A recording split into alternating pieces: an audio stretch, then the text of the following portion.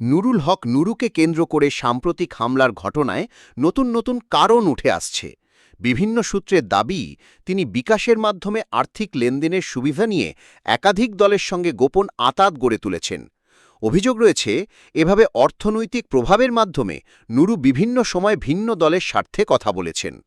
বিশ্লেষকদের মতে নুরুর বিতর্কিত অবস্থানের পেছনে আরেকটি বড় কারণ হল নিষিদ্ধপ্রায় ক্ষমতাসীন আওয়ামী লীগের পক্ষে সরাসরি বা পরোক্ষভাবে অবস্থান গ্রহণ।